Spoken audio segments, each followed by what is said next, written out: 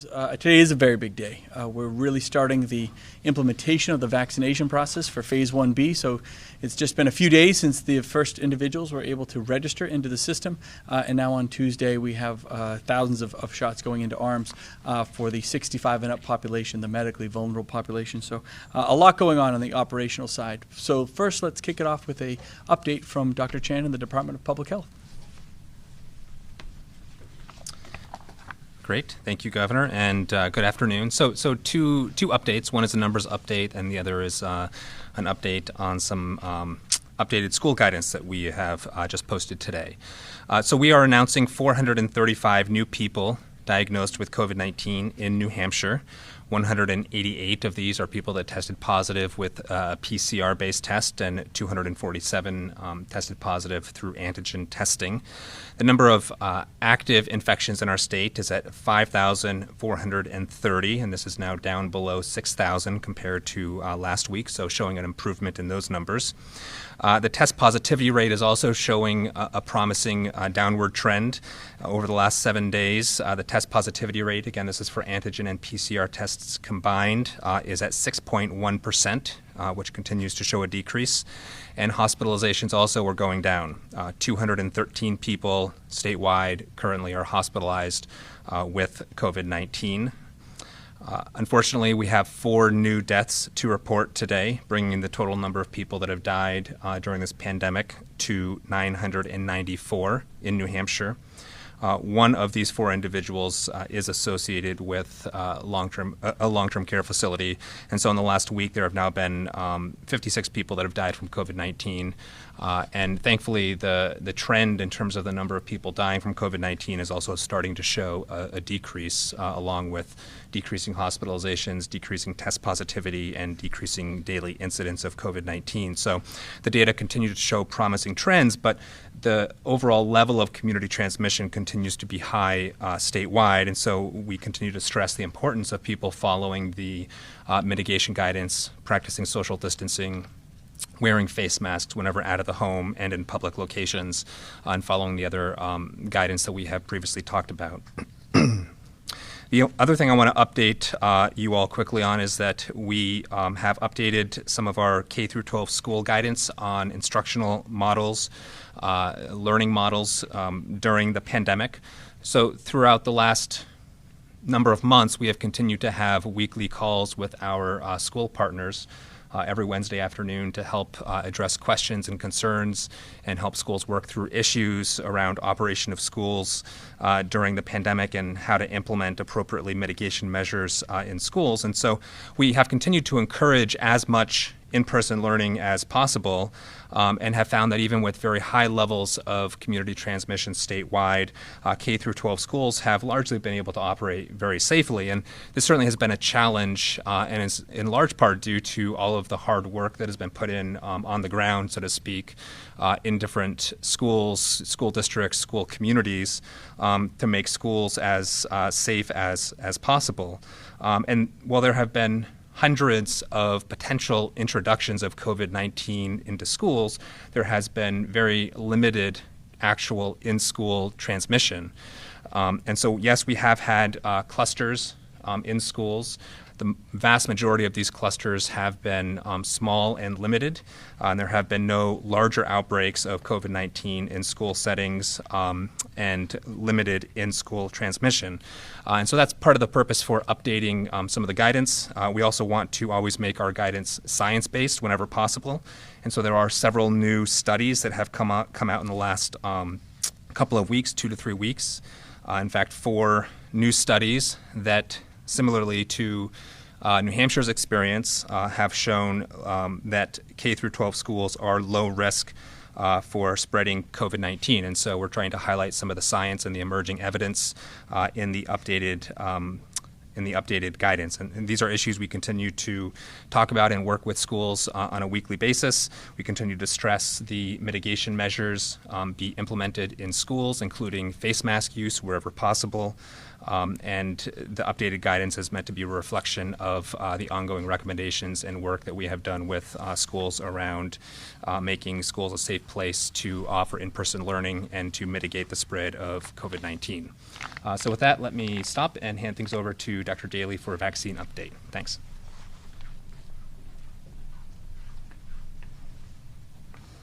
Great. Good afternoon, everyone. I'll provide the vaccine update today. So to date, 125,000 doses of vaccine have been distributed to our vaccination sites across the state. 98,000 doses have been administered, which includes 83,000 people getting their first dose and an additional 15,000 people getting that second dose of vaccine. This week, we received, as expected, 17,575 doses of vaccine, and we expect to receive about that amount next week as well. Between CVS and Walgreens pharmacies, they have now completed first dose clinics at 176 of our long-term care facilities, and more than 18,000 people have been vaccinated through that program. In terms of the opening of our Phase 1B campaign, as of last night, there have now been 200,000 people who have registered to be vaccinated as part of Phase 1B through our online registration portal. The majority of these came through on the first day, and over the last few days, we've had about 10,000 people register each day. In addition to those 65 and older who have registered through our portal, there have now been more than 50,000 people who are medically vulnerable and were referred for vaccination by their healthcare provider. Therefore, between these registrations that came in through our portal, as well as those medical verifications, a total of 250,000 people in Phase 1B are currently in the process of scheduling their vaccination appointments. Of that group, there are 130,000 people scheduled for vaccination currently, and our vaccination appointment schedule is booked through February. However, there are still appointments available in March and beyond. In order to accommodate the entire statewide vaccination campaign, we've added additional locations in partnership with our hospitals where people can get vaccinated. So we currently have 22 sites that are open to the public for this Phase 1B vaccination initiative. This includes additional locations up in the North Country. And so while we have increased the number of locations you can get vaccinated, we did not have an increase in the number of doses we can do. So it does not reflect additional opportunities for vaccination. It just increases the accessibility of those vaccines in our communities. So through the registration process, we know that there are common issues that have come up for the people as they've been working through that process. And so I just wanted to provide a few helpful reminders for all of you who are working through that process or might be scheduling in the coming days. After you register at that vaccines.nh.gov website, you're going to receive an email from CDC VAMS. That's VAMS. That's a Vaccine Administration Management System. This is a legitimate email that will prompt you to create an account in VAMS to register for your appointment. Please check your spam or junk folder if you don't receive this email. And the benefit of creating this account in this online system is that it's going to allow you to schedule for your appointment. You can also reschedule appointments and schedule for that second dose after you receive your first dose. You can go right back in and schedule the second dose. It'll also send you important reminders when you're due for your second vaccine dose as well. So that system is a really important part of the scheduling process. If you indicated that you were bringing another eligible person with you during the registration process, you will only receive one email for scheduling that appointment. So even though you're bringing two people, you only schedule one appointment. You just bring that person with you. But as a reminder, that second person, you do need to note them in the registration process, and they do have to be eligible for vaccine during Phase 1B. So we do also send along an email with some tips for working within this VAMS system, some of those common issues that I just reviewed with all of you. And we do also have on our website a document that takes you step by step for how to register in that portal. So if you need any help, those resources are available to you. We want you to carefully follow those instructions and read all the information that you're given during the registration process.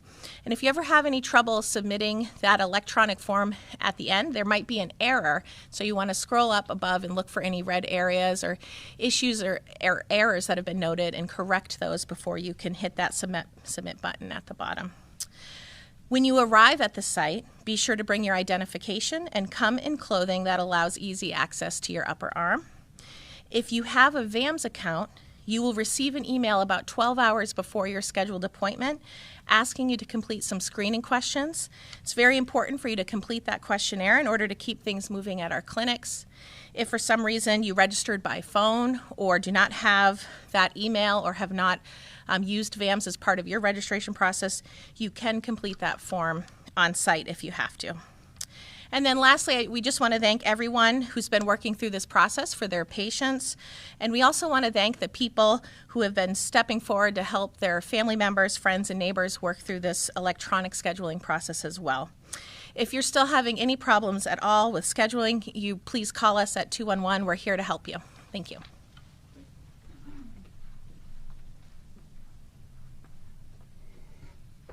Good afternoon. I'm going to do an outbreak update today, and continuing with the positive news and the positive trends that we're seeing in our COVID cases right now. So today we are announcing that we're closing 12 outbreaks, including, which I'm very pleased to announce, that we are closing the New Hampshire Veterans Home outbreak effective 1/26. So we're very happy that that's closed. In addition to the Veterans Home, we are closing Clipper Home, Golden View, Greystone Farm, Hanover Terrace, Harris Hill, Merrimack County Jail, Nashua Crossings Benchmark, Pines of Newmarket, Rivermead, Rockingham County Nursing Home, and SPU at the New Hampshire Department of Corrections. And even better news is that I'm not opening any outbreaks today. So there is, we're closing 12 and we're not opening any. So definitely a positive trend that we've been looking for over the last several weeks. Thank you. Well, thank you, Commissioner. That's awesome.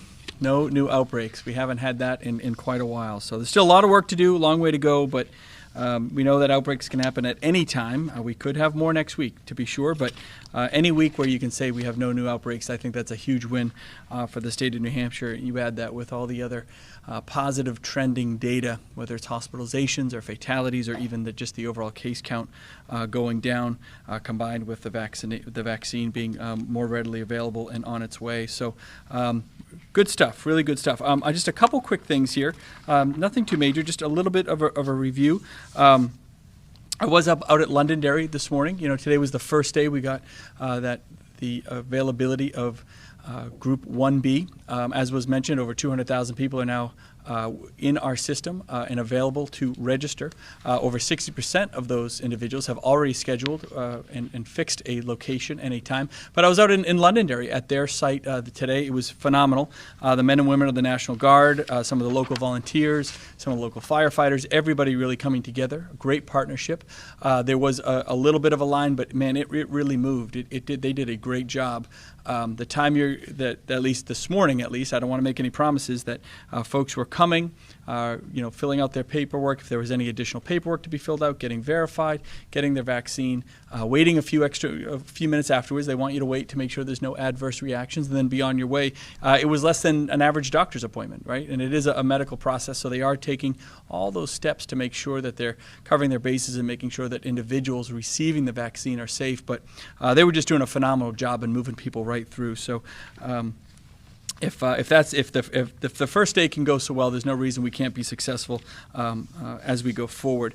Teams are working around the clock, and as Dr. Daly mentioned, a big thanks to all the state employees, for all the partners and the volunteers that are making this happen logistically on both the front and the back end, and also a big thank you, as she mentioned, to all the family members that are helping some of their relatives make sure they walk through the process. It is a two-step process. It can be sometimes daunting a little bit, a little intimidating if you're not used to going onto a website and signing up that way.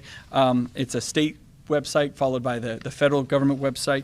We've tried to provide a tip sheet. Once you get into the system, folks are emailed kind of a tip and a fact sheet in terms of helping them get through the final stages of that process. But as was mentioned also, if you are having any trouble, be sure to call the folks at 211. Reach out. Again, we have a couple hundred volunteers from the state employees that are manning that 211 hotline to answer your questions and help you get through that process. We are still sitting at about the same number of amount of vaccine that we had in the previous weeks. We do anticipate some increases in the coming weeks. That would be great. But again, when we see it, we'll then be able to increase the opportunity for more individuals. But we are designing our system to only meet the expectations that we know the federal government has guaranteed us. As they send more vaccine, we'll definitely be able to open up more sites. We have the ability to do that very, very easily. And as I said, if today was a good any indication of the success we're having on the ground, Perry Plummer, his team, working with the National Guard, have just been. I think we're all very hopeful that this is going to go exactly as planned. The other thing I wanted to mention is, give me a second here. Yeah, I guess we've covered a lot of this actually.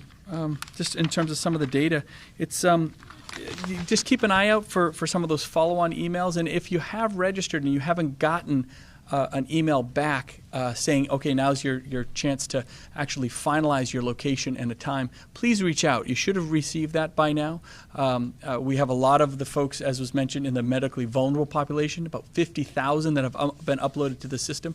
Often that has been done even without the patients knowing it. So often a lot of the doctors and providers are being very proactive about pre-authorizing folks. So that's a great thing. That takes care of a lot of the folks in the medically vulnerable population already. So you may actually be receiving an email without knowing that you've already been pre-registered if your doctor has deemed you to be medically vulnerable. Here's a quick screenshot of what you would see. This is the email that you would see. You know, one of the things that we heard early on, folks were registering on Friday and receiving the VAMS email, that second step where you can click on the link and identify your location and time. They were receiving it that night, and people thought it was spam because they thought it would come 3 or 4 days later, but it was coming so fast. The system was working so well that they actually didn't believe it was real. But this is kind of what you'll see in that second email. So if you see something like this is real. Another issue, check your spam folders or your junk folders. If there's a filter in there that might try to weed an email like this out if they think it's from a mass mailing. A lot of times folks are calling in because they don't receive something, but when we walk them through it, might be in one of their other email folders. And also just making sure that when you input your information the first time, every once in a while you might get a letter wrong in your email or something like that when you're inputting it. So just take your time. Take your time and be patient and try to input it as best you can. And of course, if there's any trouble with the system, be sure to give us a call at 211 and we'll do our best to walk folks through it as best we can. With that, we can open up for questions. Governor, there's a Washington Post report indicating that states could see a potentially 16% increase in vaccine. Have you heard this, and is that coming, do you think? Yes, we have heard that. So it is my understanding that Moderna will be increasing their production to the point where we can get a fairly substantial 20 or 30% increase in the Moderna amount, which again equates to about a 15 or 16% increase in the overall amount. Pfizer's keeping theirs steady. Moderna is going up somewhere between 20 and 30%. So again, we're planning on those to come in. That's a few thousand more next week, hopefully. I think, is it next week? I think it's as early as next week. So we are anticipating that, and we'll simply build that capacity into our system. And how do you scale your workforce for administering the shots at the same time? Can you explain how that works? So it can happen a couple different times for administering the shots. There are some of our sites can simply be expanded right there at the site. We can add another lane of traffic, if you will. We can add just a few extra people there to administer more shots at those sites because they still have some flexible capacity. For those sites that are already kind of at capacity, if we really get there, we can open up more sites. And we have the workforce and the National Guard and the ability to open those up in about a day or two, frankly. So whether it's expanding the capacity at our existing sites or adding additional sites on, we could do it either way. This increase of 15 or 16%, that's wonderful. We'll take every bit that we can, but it probably isn't enough to see a significant expansion on the system. It's probably something that, for the most part, our system can handle. We might open up 1 or 2 more sites. And again, more for accessibility rather than opportunity. There's a little bit of opportunity, but a lot more accessibility so folks from the North Country and other parts of the state don't have to travel quite as far. We're hearing some frustrations with people now. Good news is they're looking towards their second shot, but scheduling that second shot, some of the confusion perhaps that there's not a way to indicate which actual vaccine the person had, so they're afraid they're gonna get the wrong kind, and then some people that aren't able to get it in a timely fashion and have had to book the second shot further out than the 2 or 3 weeks. Sure. So a couple things. When you get your first shot, it is registered. The person giving, and correct me if I'm wrong. I'm kind of looked at the team. I believe when you are administered that first shot, the person administering will then enter you into the system as having either the Moderna or the Pfizer vaccine. So when you go back for the second one, they'll know. You also get a card with it written on it. So keep your card. Don't throw that away. So there's a couple different ways to check to make sure that folks are going to be given the right vaccine for the second shot. In terms of scheduling, the second shots that we're giving out now could be anything from the long-term care facilities, and that's being done with a CVS rescheduling and coming back. It might not happen exactly at the 21-day or the 28-day mark. It could vary by a couple days or maybe even a week. That's nothing abnormal. It could also be sometimes if we're giving the second shot out to, let's say, first responders.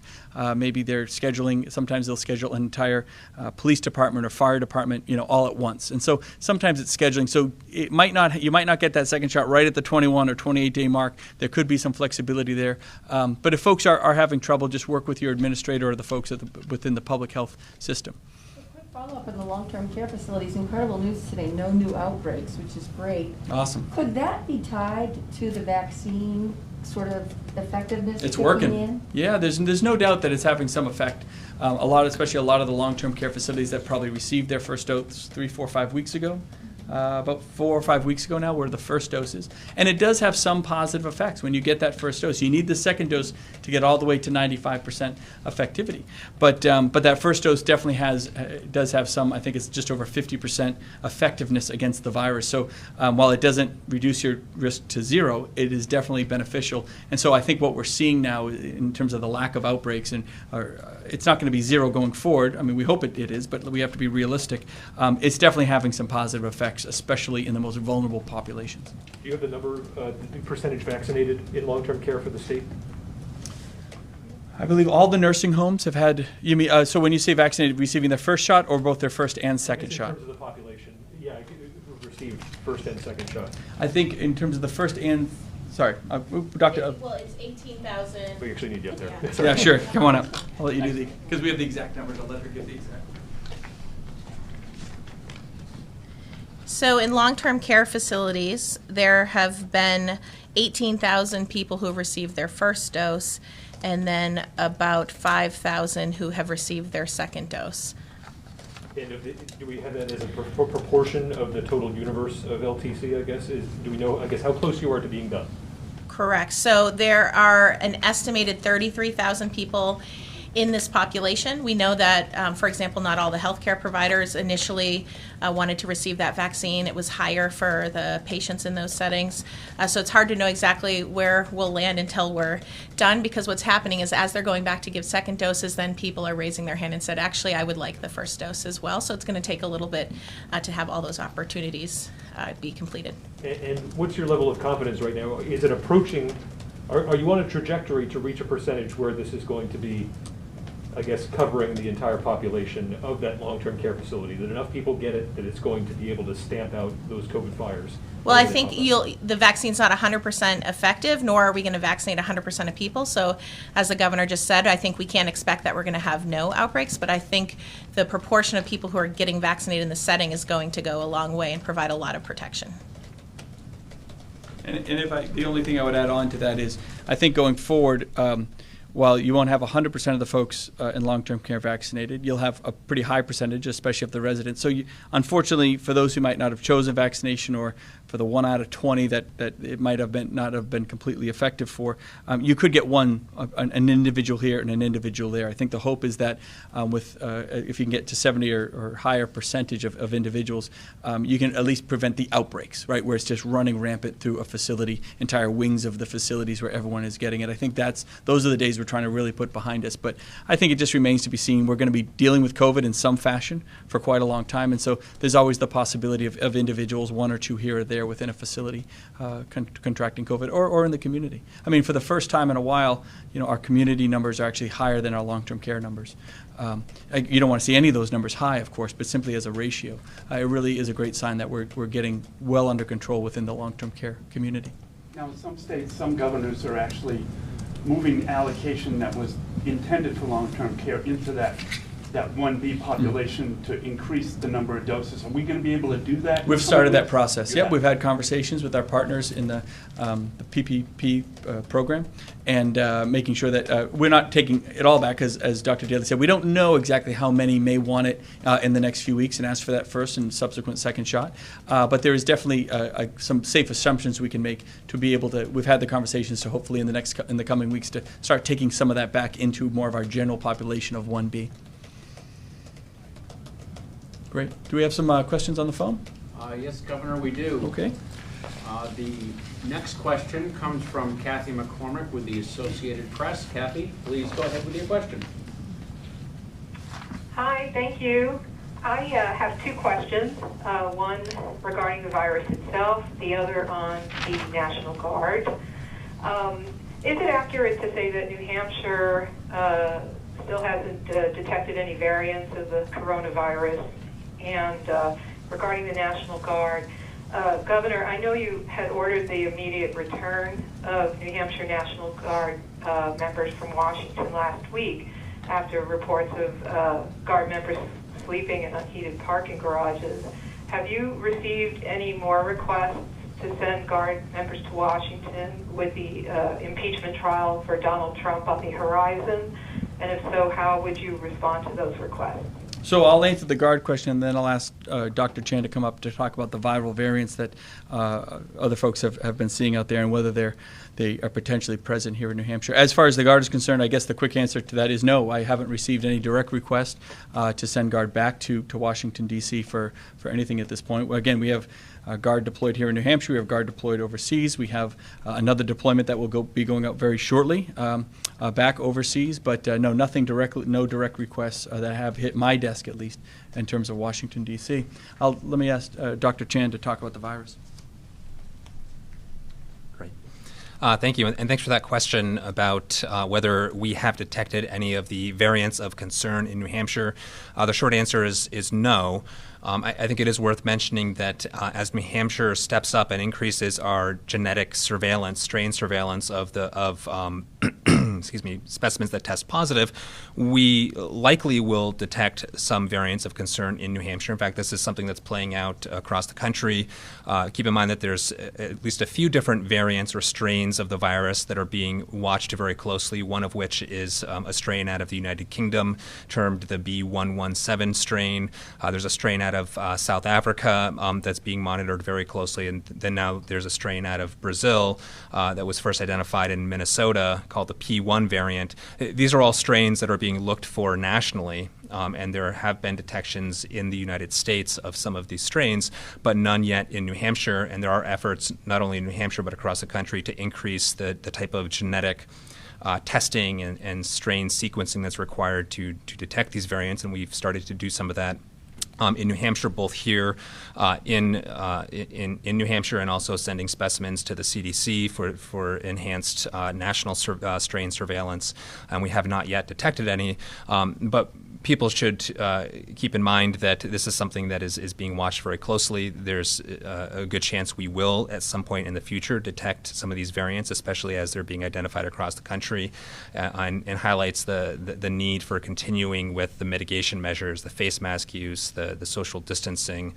Some of these strains have been shown to be more infectious and more easily spread person to person, and the primary way we have right now, until we have very high levels of vaccination in the population, the primary way we have right now to control spread of COVID-19, including these variants, are still the community mitigation measures.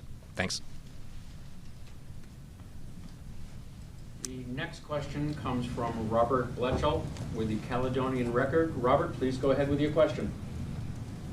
Thank you. I just have one question. I received some calls and emails from some concerned residents here in the North Country who a few days ago scheduled their 1B appointment, Littleton Regional Healthcare, in a cottage hospital, and a few days later, they received emails back saying their appointments were canceled. So they were a little confused on why that happened.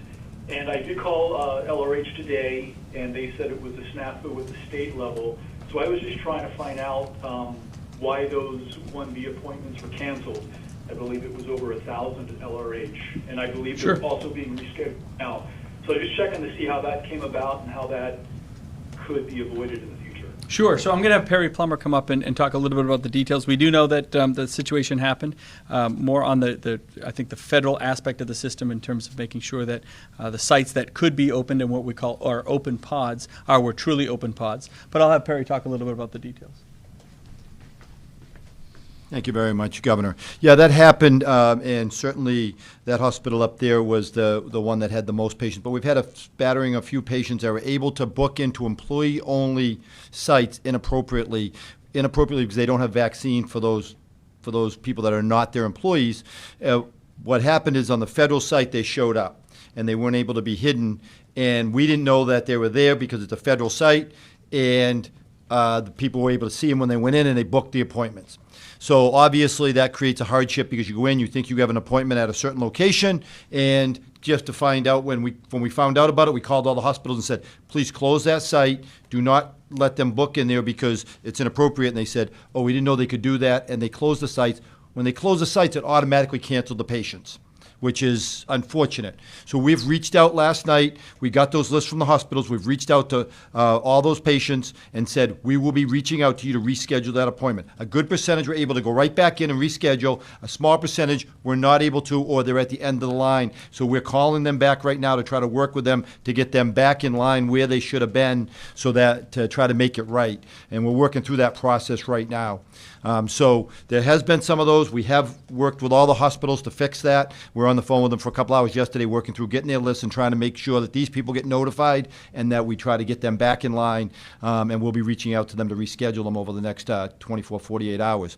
With that being said, if you haven't been notified for your VAMS email yet, we will be sending out communication first thing tomorrow morning that you can reply to say that you haven't got it, and then we'll reach out and follow up with you. So wait for that email from us tomorrow morning, and you can say whether you've been successfully able to get an appointment or you were not, and we'll follow up with all the people that were not successfully able to get an appointment and try to make sure that they can get through the system and get them registered if they haven't been able to get an appointment.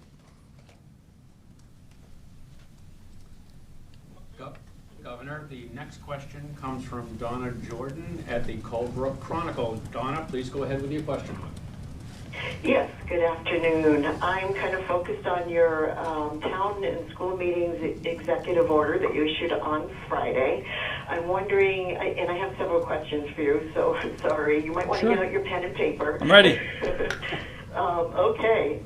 First question, is it recommended or required that all towns and school districts should connect with the Secretary of State's office or the Attorney General to discuss what their plans are for holding their meetings and to determine if their facilities are safe for hosting their meetings? There doesn't appear to be any text in the Senate bill requiring towns to follow the emergency order from last year, which is the one you issued on how to conduct public meetings. The next question is, are town and school officials required to include remote capabilities in case a voter or a town or school official cannot attend that meeting if they go for it at the regular time that they would have? There may be voters who don't want to attend the meeting because they don't feel safe or whatever. The third question is, what happens if, for example, the selectman or the town clerk or the moderator or somebody cannot attend the town or school meeting and need to stay home because they're COVID positive, or they need to quarantine because they have a family member who's tested positive? How do they then operate the town meeting? Would they be forced to postpone because those people are needed? Do town and school officials have literally an okay, whether it's just days before a town meeting, to postpone because of that sort of emergency? Fourth question goes into vaccines. If somebody gets a shot one day and the next day they test positive for COVID, does that mean they continue on with the second shot at the appropriate time? Do they have to start all over again? What's the process? And my last question, I know it's early, but we're all looking forward to summer and maybe getting outside and doing something that we weren't able to do last year.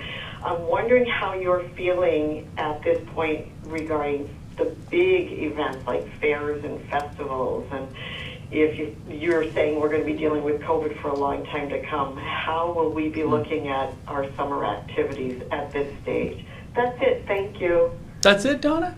That's it? That's it. All right. So I'm going to do my best on the question. Let me just get the last one. Fairs in the summer. I'm going to have Dr. Chan come up and deal with question 5, but I'm going to do my best on questions 1, 2, 3, 4, and 6.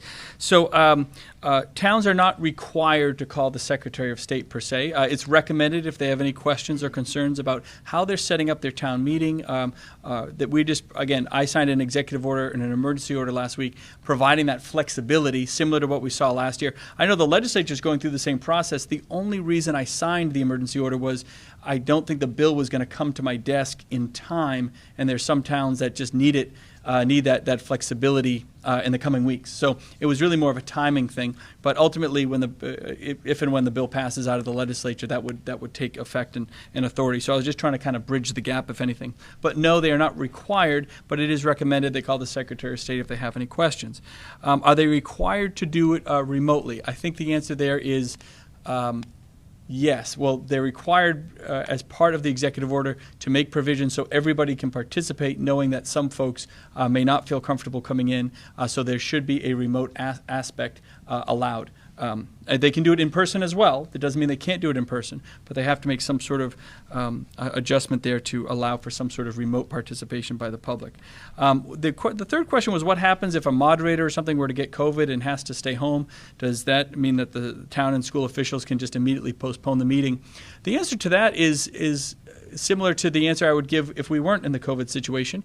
If a town moderator or elected official that presides over those meetings were to get the flu or get sick or have a medical emergency, the towns do have provisions with that to allow other officials to be brought in to be able to handle those meetings. So the quick answer there is treat those situations even if the same as you would have in any other quote-unquote normal year. There's always provisions there in case an individual were to get sick or not be able to attend to their duties as part of the public meeting. And then the last part, and I'll bring Dr. Chan up to talk about number 5, the vaccination process, if you are determined to be COVID positive after the first shot. My message to what is going on this summer, I feel very confident. I'm not saying it with any absolute. We're not making any promises, but there's no doubt we're on a very positive path to have a very good summer here in New Hampshire in terms of hopefully being able to loosen restrictions, open things up, whether that you're talking about fairs or larger events or whatever it might be. Definitely, we had a lot of flexibility last summer, a very strong summer economically for the state of New Hampshire, and there's no reason to think it won't even be stronger with more flexibility, assuming we can get through especially 1A and 1B, those first 400,000 or so individuals that really comprise the vast majority of our most vulnerable citizens of the state, those that make up 95% or more of the fatalities across the state. Those are the ones that we really need to protect. And if we can get through that population, I think there's going to be a lot of opportunity for the state to be even much more flexible than they were last year. So I feel very confident. I feel very optimistic about the summer, both just in terms of the economy, but just in terms of the opportunity. And I think the positive vibe, whatever you want to call it, that I think we're all hoping to see in 2021. There's no reason we can't be very successful here in New Hampshire. I'll now ask Dr. Chan to come up and talk about the vaccination process. Great, thank you. And summer sounds nice right about now. So regarding your question of what should people do if they're infected and develop COVID-19 after the first dose. So a couple general points. First, the COVID-19 vaccines cannot give you COVID-19. They cannot cause natural infection. These are not live virus vaccines. Similarly, the vaccines will not cause somebody to test positive. But we know that no vaccine is 100%, and so somebody can be vaccinated with a dose of the vaccine and still get infected afterwards, or have been exposed and developed infection right around the time of their first vaccine. So even people who are previously infected should be vaccinated, and even people that have received one dose of the vaccine and develop infection afterwards should complete their 2-dose series of the vaccine. The only reason why somebody cannot get vaccinated who has COVID-19 is if they're still on isolation, meaning they're still infectious and able to spread the virus to other people. That's typically about 10 days of isolation for somebody who's infected with COVID-19. So in the circumstance where somebody gets dose number 1 of the vaccine, they develop an infection afterwards, once they come off isolation, once they're no longer infectious to someone else, they can get vaccinated with their second dose at the appropriate time. If for some reason somebody's isolation period runs into when they're scheduled to get the second dose of the vaccine, obviously we don't want somebody showing up at a vaccination clinic and potentially spreading COVID-19 to somebody else because they're still infectious. So that person's appointment would need to be delayed, but once they come off isolation, once they're not infectious any longer, they should get the second dose of the vaccine as soon as possible if they've passed their scheduled time for their second dose. Hopefully that was clear. Thank you. Perfect. Thank you very much. Governor, our next question comes from Paula Tracy with In-Depth New Hampshire. Paula, please go ahead with your question. Good afternoon, Governor. How are you? Fine. How are you, Paula? Well, I have a question related to some concerns in the North Country that were referred to by the Caledonian Record, but also in the Berlin area related to people who were reached out to by the CDC who did not have a spot in 1D or 1B. Why did the state outsource to the CDC for this project? And can you give us a little bit more detail on what the North Country Health Center issues were? Sure. So I'm going to turn it over to Perry Plummer, who's been working directly with the CDC.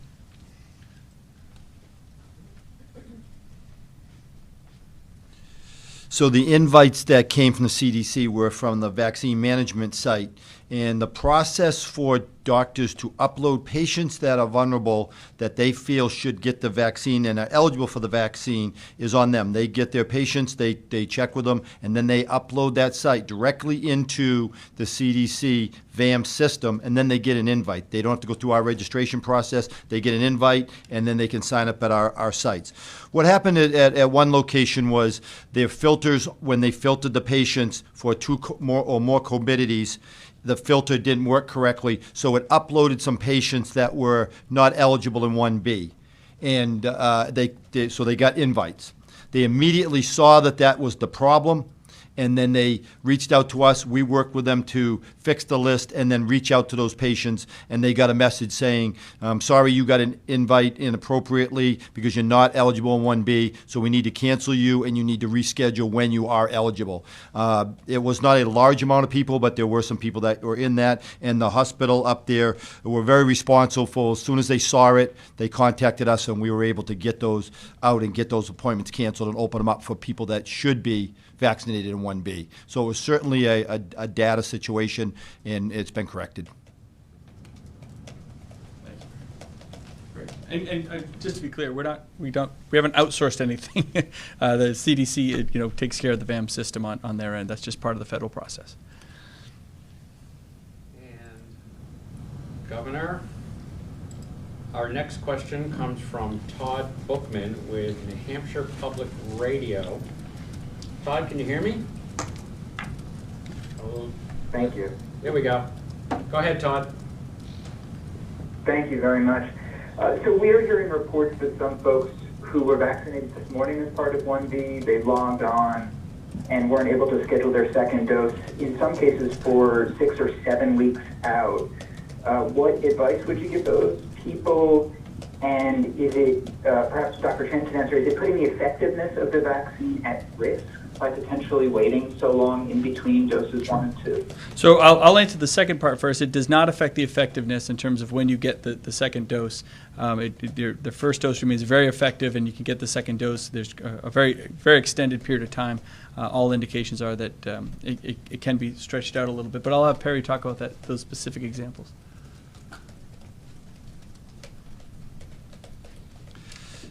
It's a good question. The question about scheduling second doses is there will be schedules available for second doses. Some of them are not be able to be seen right now because we didn't want first doses booking into second dose appointments inappropriately. We had some of that early on that they weren't they were able to access them. So we wanted to make sure that we opened up the second dose appointments in a manner where we make sure that the people that need second dose at that time have access to get them at a reasonable time. So we'll be opening up those. We're working on that right now to create schedules and open up those second dose appointments to all those people that have received first doses, and we'll be reaching out to them with reminders and letting them schedule. So if you've got your first dose and you're scheduled for your second dose and you've had to schedule out a ways, we'll be able to open up more second dose appointments. We already have plans to do that. We have the capacity to do it. It's just a matter of making sure the timing is right so they don't, so we don't have confusion over that big group of first dose appointments right now.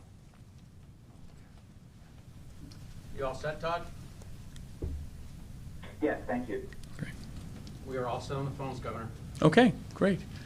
Can you expand on that a little bit, Governor? We're getting a lot of incoming as well from people who are anxious about getting that second dose date. And explain it with the reasoning behind, because there's so much we've heard as the public and the media about you need to get it in that window. Explain why you can wait a little bit longer. You need to, well, again, there's not a fixed period there's not a fixed window where the second dose has to come. It has to come either after 21 or 28 days, depending on which vaccine you have gotten for the first dose, and it has to match. I think what we're doing is just making sure that if we're giving a bit of a cushion, frankly, just if we have to give you another week or two to make sure, A, the number of second doses is truly going to be there, and B, you're not cross-covering first and second doses on the appointment schedule. I think as one of the things that Perry and his team are trying to do is, and as I've always said, we have to meet expectations, right? We can't overpromise and underdeliver.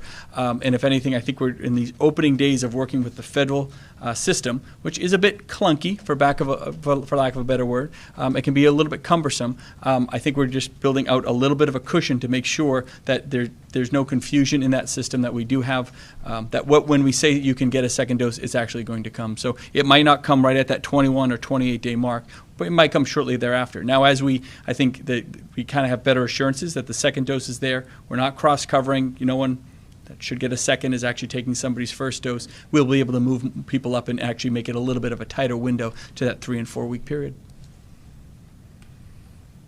What's the number of vaccines that we should be receiving per week to get us to a spot where you are confident that summer will be good, where where we're going to be making progress at a rate that will really try to solve the problem? Yeah, it's got to be over 17,000. And again, we got a little bit of an increase this week. I don't have a fixed number in my head because we don't know what the uptake will be. So instead of looking at it in terms of how many doses do we need to get to feel confident about being more flexible in the summer, it's making sure that how fast do we get through the 400,000 folks in 1A and 1B. And 2A and 2B are very important as well, don't get me wrong, but when you look at those the fatality rate, that's why 1B was made so robust, and we're prioritizing those folks. So depending on what the uptake is, if we at least have the opportunity for those 400,000 people to have that first and second shot, which we've made very much available. Right now it goes into early April for those first shots. Maybe some additional folks will come on in the next couple weeks and decide to take that first shot. We might see a little uptick for the first shot after that. So by April, May, I think by mid-May, you're pretty confident that all the folks that are getting their first shot that have at least signed up today will have their second shot by mid-May, right? If you're getting it in early April, there's no reason to think you wouldn't have it within 4, 5, 6 weeks after. So there's no reason to think that, at least at today's levels, we couldn't potentially meet that threshold of putting that bubble around the most vulnerable populations of the 400,000 before summer starts. Now, as more people want to take it, that's great. We want more people to sign up for the vaccine. And so that could get extended a little bit more. Every person that gets the vaccine is another person that gets protection against this very deadly virus. But I think right now I still feel fairly confident that that's if nothing changes. Now, if they were to increase the amount of vaccine, let's say they start giving us twice as much 4 or 5 weeks from now, it kind of goes exponential a little bit. We just start pushing folks that much sooner into the system, and it gives us that much more confidence. So even if nothing changed, we'd kind of be right on the edge of I think, meeting our goal for the summer in terms of protecting and at least making that offering to those that need the protection before summer even starts. Again, those are all very rough numbers. Folks have to understand we're not making any promises or guarantees, but that's the general math that's kind of that we're running every single day when we look at how many folks are getting the vaccine, how fast it's being taken up. We can meet the demand. The federal government gives us more vaccine. We will be using it as fast as we possibly can. It's simply a matter of how fast folks in the general population will want to take it up. Tomorrow was the first day for some hearings on several bills, Governor, that would put a check on the executive during future emergencies. I'm sure you've probably heard of some of them. You didn't have to create a legislative advisory board during this last pandemic. I'm wondering, are you open to legislation that in the future would have a role in statute for the legislature to work with emergencies like this? So early on, when we entered the emergency phases of this pandemic, I voluntarily said, let's create a legislative advisory board, because they all went home. I mean, the legislature said, we're out, we're done, and they disappeared out of the State House. But we needed some of that input at some level, so I created a legislative advisory board to kind of push the issue a little bit and have them at least make some recommendations on how we're going to spend CARES Act money and things of that nature.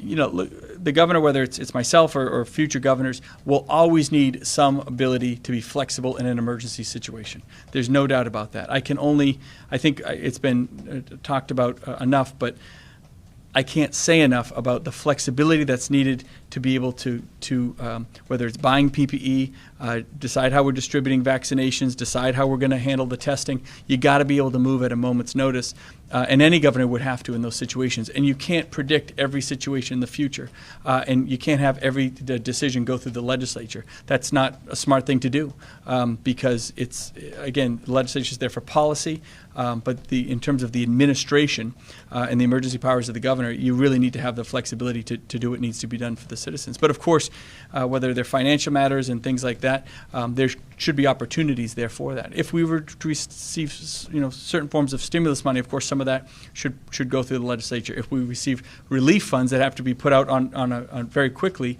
the ability for the state to bring in funds, work through the legislature, and actually get those checks cut, that can take months and months. And if timing isn't so critical, that might be fine. But when timing is critical, especially around an emergency, any governor would need flexibility. And you just need to do that. You're not going to get results if you don't. We would have been at the bottom of the barrel if we had to bring every last decision through the legislature. That would have been a disaster. And so, I do know there's various bills that are being discussed in terms of curbing emergency powers. If they want to change the emergency powers, as long as it's within reason and still allows a governor in the future to protect the citizens as they have to, and still allowing that checks and balance system, knowing that the legislature may decide to up and go home like they did last year. I mean, I understand maybe why they made the decision, but that's one of the reasons why we had to obviously take some of the steps we did, because they weren't going to be part of the solution. So be that as it may, there's always a pathway there. We're also crafting our own legislation to make sure that as things get passed through the legislature, we can start getting rid of some of the emergency orders, right? It'd be great to turn these emergency orders into something legislative for the long term, or at least, with the timeline into next year or however they want to do it. But yeah, I think it would be great to start trimming down on the emergency orders, turning them into something legislative and moving them on. In terms of curbing the powers, I just think you have to be a little bit careful about that. Can I ask Dr. Chan if he's optimistic? You're going to ask Dr. Chan if he's optimistic? Yeah, right now with our numbers where we're headed. I don't even have to give him a look to know what the answer is. Yes, I am optimistic. We're coming up on 11 months into this pandemic. I think all of us throughout the state are tired of dealing with this, but want to stress again that we can't let our guard down. But I think the work that has gone into people adopting the community mitigation measures, the extensive amount of work that has gone into rolling out COVID-19 vaccines to our community successfully, are starting to show an effect. The numbers are coming down. They're still very high, but the daily incidence is decreasing, the percent test positivity is decreasing, the hospitalizations are decreasing, the deaths are decreasing, we're seeing fewer outbreaks. So I think there's a lot to be optimistic about, but there are still many weeks and months of work ahead of us with this pandemic. And our ability to continue to control the pandemic, are going to be based on sort of, one, people continuing to adopt the community mitigation measures, and two, people taking the vaccine when it's offered to them. So this is going to be a process, but I think there's a lot to be hopeful and optimistic about. And I think that the team, not just public health, but the Manchester, the Nashua departments of health that have been working, with us shoulder to shoulder on this, the hospitals, the healthcare systems that have been right there, the schools, the long-term care facilities. I mean, this really has been a collective community-wide effort. And so my thanks go out to everybody that are, putting in the long hours and the work to try and control the pandemic. I think we've largely been successful in New Hampshire, and I think a lot of it's due to the great teams that we have working together collaboratively. Thanks. Great. We good? Excellent. All right. Well, thank you guys very much. I know we had a lot to cover today. We're off and running in Group 1B. Folks have any questions, please pick up the phone, call 211. Go to the vaccine website as well, just to get some of your questions answered if you're having trouble managing through the system. We have a lot of people signed up, a lot of scheduled vaccinations underway, and hopefully more, as Dr. Chan ended there, hopefully more folks will say yes when the vaccine is offered. They'll take the vaccine, be part of that solution for themselves, their families, and their communities, and that's really how it all, we all come out of this, I think. And a huge thanks, just a huge thanks to the team. We wouldn't be in the position we were in today, not by luck. We're not going to have a successful 2021 just because we want it to be successful. I always say we really need to make it happen, and so far the team has done a phenomenal job up and down the line in bringing success for our citizens. So thank you all very much.